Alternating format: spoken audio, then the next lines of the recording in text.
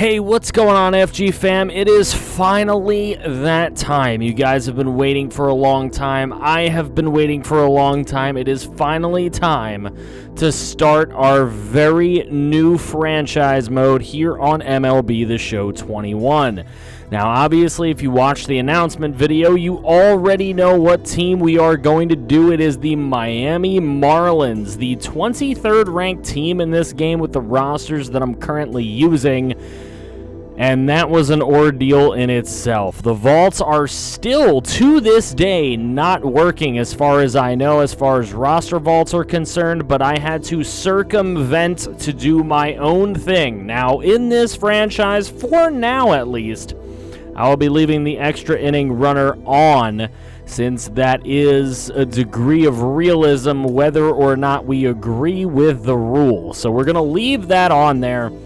But if you're as excited to get into this franchise as I am, please go ahead, drop a thumbs up on the video, share the video somewhere else, hit that share button, share it out to your Instagram, to your Twitter, wherever you can possibly send it. We are going to start in spring training because we're actually going to show some spring training highlights in this video later on. But let's look at this roster for the Miami Marlins. You can see Starling Marte, definitely the best player on the team.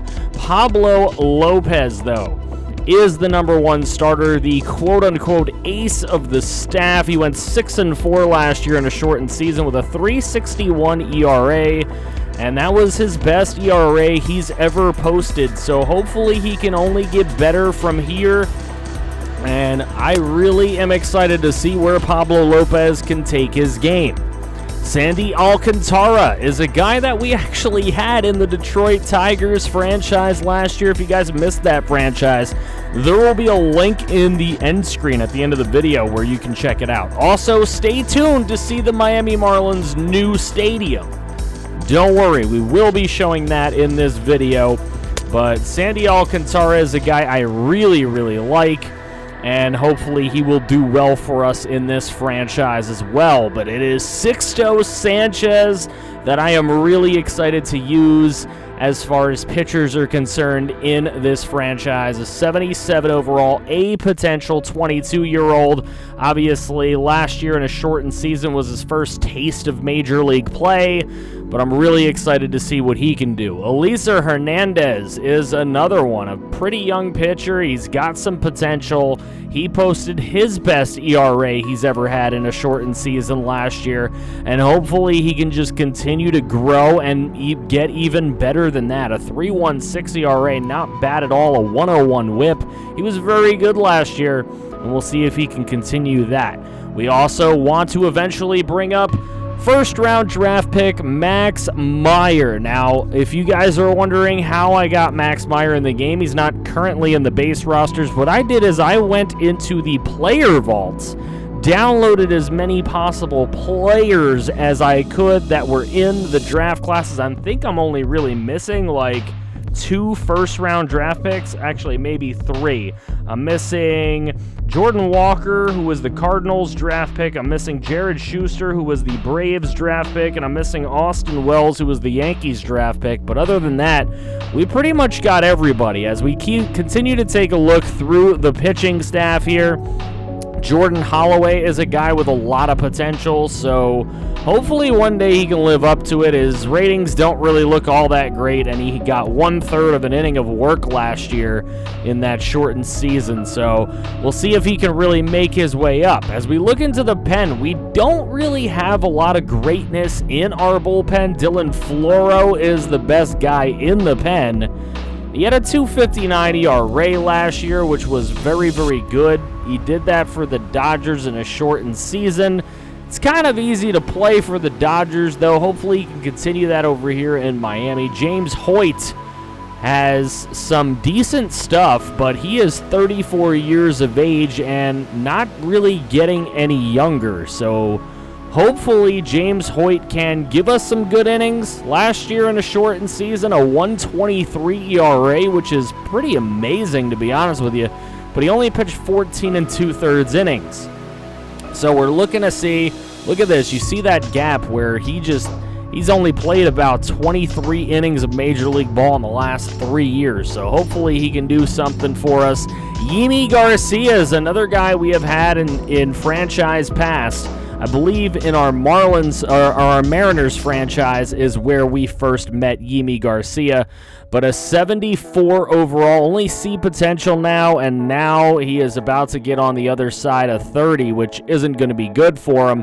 Pitched 15 innings last year in a shortened season, but only at a .6 ERA, coming right fresh off of the Dodgers organization, so we'll see what we can do with him. Adam Simber is another guy getting a little old here, 30 years old. He's getting to be on the wrong side of the fence here as far as age is concerned, and at a 70 overall with only C potential, this might not be good here in this bullpen. Now, the guy that actually has a little bit of potential to maybe get into his prime during this series is John Curtis here. The 70 overall, 27-year-old with some B potential. He's got a 180 ERA last year in the shortened season. Everybody else here, we're looking to see if we can grow some prospects, and as you can see, there's some abysmal guys here in this bullpen relief rotation, both in the minors and in the majors. So we're going to have to do a really good job at drafting some pitching and getting some more pitching to go with this bullpen just to have some arms come out of the pen and potentially win us games. Even at closer, look at this. Anthony Bass is our number one guy. The 73 at 33, that is just probably not going to work for us throughout this series. We will see what ends up happening with him. 3.51 ERA last year for Toronto in the shortened season. Seattle, he pitched 48 innings for. Guillermo Marquez has some potential for sure. 18-year-old coming out of Virginia. We'll see. We'll see what Guillermo Marquez has for us. A B potential at 18 years old. Who knows? Sky's the limit for a kid like that, but hopefully we get more good than bad out of him. Now, Jorge Alfaro is our starting catcher. 73 overall, B potential. He's getting up there in age as well. He's going to be 30 in 3 years. And honestly, catchers don't really last all that long. So we'll have to see what we can do with Alfaro. I mean, he had 3 pretty decent years there from Philly to first coming over to Miami. And I know that he can do some things for sure. You see him getting a nice hit off the wall here. And that is a little sneak peek at the Marlins' new stadium. You will get to see the full tour at the end of the video, so stick through for that. Chad Wallach right now is the backup catcher. I don't know if we want to keep it that way. I'm going to be completely honest with you. There's probably going to be a couple of moves made before we get started in this franchise anyway. That's just what I like to do. Jesus Aguilar is another, he's a bigger hitter, man. He comes up with 35 home runs in 2018. Comes out in 19 with only 12 home runs. So a little bit of a down year for him. We'll see if we can resurrect him, get him to start hitting some more bombs for us because we're going to need it from him. There's not a lot of places to find power in this lineup. Here's Garrett Cooper, and Garrett Cooper being that backup first baseman. He's got a pretty decent hitting average, but man, 21 career homers just isn't going to cut it as a first baseman. Now, Isan Diaz is a guy we're hoping can come up through the ranks and potentially take over maybe as the franchise first baseman, but he's got a little bit of a ways to go before doing so. John Birdie, I'm a little bit surprised to see his overall be as high as it is. I know that he's a pretty good speedster at the age of 31 even, and hopefully he can steal some bases for us. Hopefully he can run the base paths pretty good. He's not going to hit a lot of home runs at all, but he will play some defense, and that is what we're looking for from John Birdie. Then we move over, we got Isan Diaz, and another Diaz coming up through the ranks out of Puerto Rico, 65 overall. He's got 8 potential, but he is 24 already. We're hoping he can show us something really quickly in the minor leagues that proves that he is going to be the guy for this series, and we'll have to learn that quickly. Albert Guerrero is another guy with 8 potential, but at 26 years old already, how long is it going to take for him to reach it? Brian Anderson will be our starting third baseman. We're probably going to make some moves behind him because there's not a lot of guys coming up behind him. Now, he is 27 years old. He's got a few years left before we really have to look at replacing him. And as you can see, he's pretty much going to be at most a 20 home run hitter. But the guy can hit. And we're looking for a lot of extra base hits from him. We will see if he can provide those for this Marlins team in this franchise to really take this team where it wants to go, which is perennial playoff contenders, and that is what we're looking to make this team. But like I said, nobody really behind him, so we're probably going to have to make some prospect flops to try to get some third basemen behind him. Miguel Rojas is our starting shortstop, and he's already a couple years on the wrong side of 30 as a 79 overall with B potential. Obviously, the man can hit. He had 304 last year in a shortened season. He had 284 the year before that. He's had a 290 season. Hopefully, we can get him around there. But if he's a 278 hitter, that's not going to be all that bad as long as we can probably get like 8 or 9 homers out of him, which from the looks of it, might even be tough to do. So we'll see what we can get out of Miguel Rojas, hoping for some good defense, that at the very least. Miguel Rojas, we know he can hit for average. Can he get us a couple extra base hits when we need them in order to win some ball games? Jazz Chisholm is a guy I'm very excited about. 64 overall, A potential. He's 23 years old from the Bahamas. And if he can get trained the right way, I think he can really be groomed along to be that franchise shortstop. He played 21 games last year in real life for the shortened season, but only hit 161. So I'm going to keep him down here in the AAA level once we get through spring training and let him kind of learn some more. We also got Jose Devers, and we got Luis Marte, and we got Devin Hairston. There's a lot of decent shortstop in this organization, so if we can take some of these guys with not much potential, maybe flip them over into a third baseman that can actually work for us, that's definitely something I'm going to be willing to do because we could always use more third basemen as we only have 3 in the whole organization. Another position we're a little thin at is out here at left field, and Corey Dickerson is our starting left fielder right now. And I know he can hit for average. He can also hit for power against righties just a little bit. He's definitely a durable player. Doesn't have the best plate discipline, but at 31 years old, Corey Dickerson is only going to start to regress from here.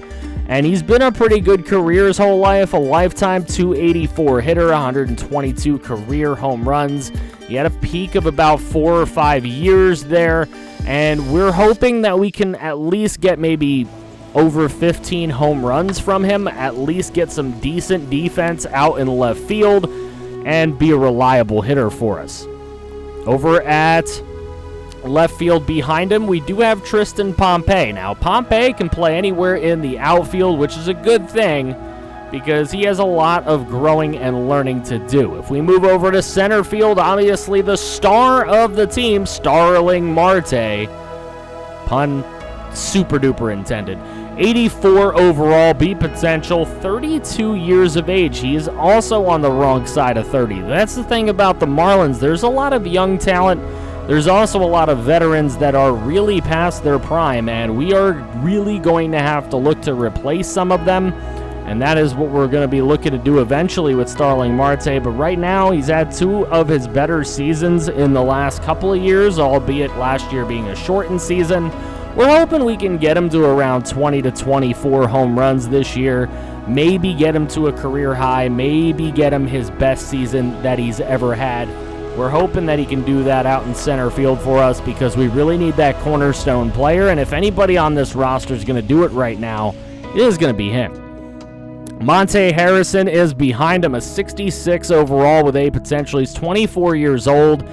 He's just going to really have to get groomed along to hit a little bit better. He played 32 games in the shortened season. It didn't go all that well for him, so hopefully he will get the time and the training necessary to become better. Now, Mangarius Sierra is a guy that I recognize from past MLB The Show. So is Lewis Brinson. Throwback to when Lewis Brinson was like a 72A in these games and was supposed to be like the next best thing since sliced bread. Well, Louis Brinson now is a 61 overall A potential. He's 26 years old already. People still see that potential in him. It's just never been reached. But look at those batting averages. Every time the Marlins try him, it just doesn't work out. Victor Mesa looks like he's heading towards the same trend of Lewis Brinson, but we'll see. I recognize Victor Mesa from a couple of MLB The Show's past. Can we make these guys that haven't been working actually work? Adam Duvall's the starting right fielder and perhaps the best power bat on the entire team, as he can definitely hit for power against both style pitchers. But the thing is this, his average is going to be low, and his 30 home run hitting days are likely behind him. We are just hoping that we can get maybe a 20 to 25 home run a year out of Adam Duvall. And you know what? I think if we play our cards right, I really do think that he can do that for us. So Adam Duvall, the biggest power bat in the lineup. What is going to be rough is playing him out in the field, which we're going to have to do because there's no DH in the National League. So we'll find a spot for him, I'm sure. J.J. Bleday is a big prospect for this team. 68 overall, A potential. I am really looking for Bleday to take that step forward and possibly be the best prospect on the entire team. Gerard Encarnacion is another top 100 prospect for this team. 63 overall, A potential. And he's another guy that I think we can build around for the future if he can come up through the ranks the way he should. In spring training, he was looking pretty good and feeling pretty good when I was hitting with him. So I think Encarnacion could be one of my dark horse prospects to really take a starting spot moving forward. Jesus Sanchez is another pretty darn good right field prospect. We have some outfield prospects, tons of outfield prospects. Problem is here, you can see he's cold zone everywhere. He's got not much clutch, no discipline, and he's going to have to learn those things if he's going to be a part of this team, that's for sure. Now, taking a look at what I have done with this roster, I hope you guys will appreciate it because a lot of work really went into what I did here. I had to go ahead and download all of these guys. You can see Spencer Torkelson, Heston Kierstad, all of these guys have been downloaded. Now, the ratings I'm not 100% sure of. I don't watch college baseball or wherever they get these prospects from, wherever these kids came from, college, high school. I don't really watch those things intensely, so I don't know what the real ratings really should be. If there's a couple things that maybe you guys think should be changed, I can probably go in, find these guys, and give them different ratings. But I think as far as the overalls and potentials are concerned, compared to where the top 100 have most of these guys, I think it is pretty fair, to be completely honest with you. I did go through and try to make sure that the top 100 was at least somewhat accurate, though, of course, it would never be fully accurate, but you will find a lot of these guys sitting on that top 100 list. There's Zach Veen, the first-round draft pick for the Colorado Rockies.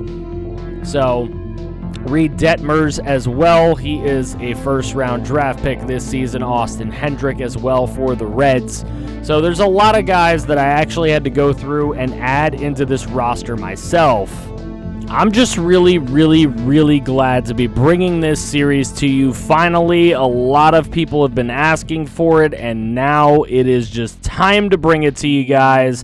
Let's take a look at the top 100 prospects. We'll go all the way through. Mackenzie Gore is rated as the number 1 prospect in this game. Adley Rutschman, number 3. Wander Franco's number 4. I know he's the number 1 prospect in real-life baseball, but you just can't get everything to match perfectly, and it's just not going to happen here. As a matter of fact, Randy Arozarena is listed as a prospect in real life, but he's an 81 overall in this game, and they just don't put 81 overalls as prospects. Well, that's not really top 100, but this game only does top 50. But now let's take a look at some highlights from the Grapefruit League, as it is Justin Verlander going up against our team here, and Sandy Alcantara going up against him. So let's take a look. Marlins versus Astros. A little bit of highlights from spring training for you guys, because I know y'all are starved for gameplay. So let's take a look at this here. It is a base hit up the middle for Houston. They had 2 runners on with 2 away. They're going to get a runner to score all the way in there, and they take the 1-0 lead. Here's a walk right there, and that is going to be a walked run in by Forrest Whitley. So that would tie the ball game up at 1. Here's Jesus Aguilar with an opportunity to bring home some runs with the bases loaded and 2 away, but he gets thrown out at first. So the Marlins had a chance right there to take the lead, and now it's Alcantara still on the mound against Yordan Alvarez, and Alvarez hits it into center field for a base hit. And with 2 outs, that's a base hit that'll be an RBI as well. Houston ends up taking the game 2-1. Forrest Whitley gets the win, Sandy Alcantara with the loss, and Ryan Presley with the save. He also ends up getting saddled with the player of the game. Notable players for us, we had a double from Miguel Rojas, and we had 2 walks from Isan Diaz. So here's the end of spring training. Our team finishes 8-16, as we also took on the Mets in spring training. That's where you got some of those little clips in the video from. But let's take a look at the stats. Corey Dickerson hit really, really well. Starling Marte, I think he could do a little bit better. Jesus Aguilar did not hit well at all in the preseason. Brian Anderson and Adam Duvall did about what I kind of expect them to do. Garrett Cooper did okay. Alfaro did okay. Miguel Rojas hit really, really well, 338. Birdie, not very good hitting. I expected way more. Chisholm and Encarnacion have proven that they need to go down. Jose Devers as well.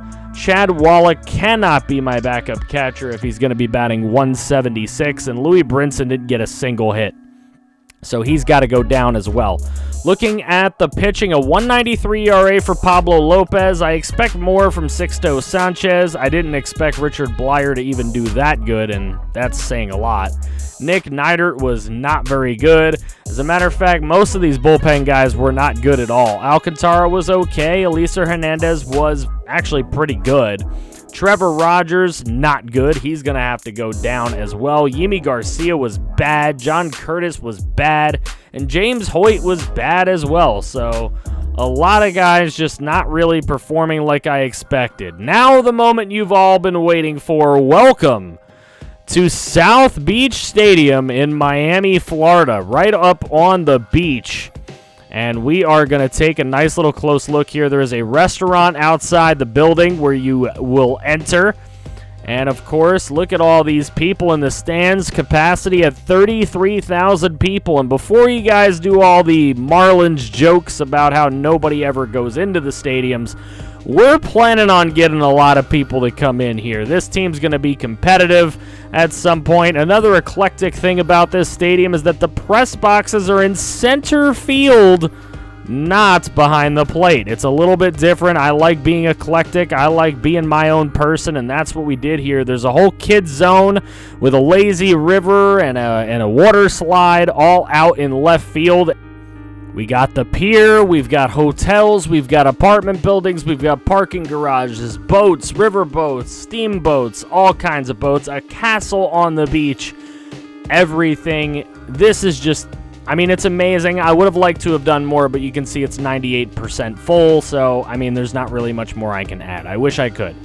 Thank you guys so much for watching the video. I really hope you guys are super excited for this franchise. I can't wait to bring you all my great ideas that I have been thinking of for months now to make this franchise one of the best you've ever seen on YouTube. If you guys are super hyped, make sure you drop a like for me. Make sure you subscribe if you're new to the channel for the love of franchise content.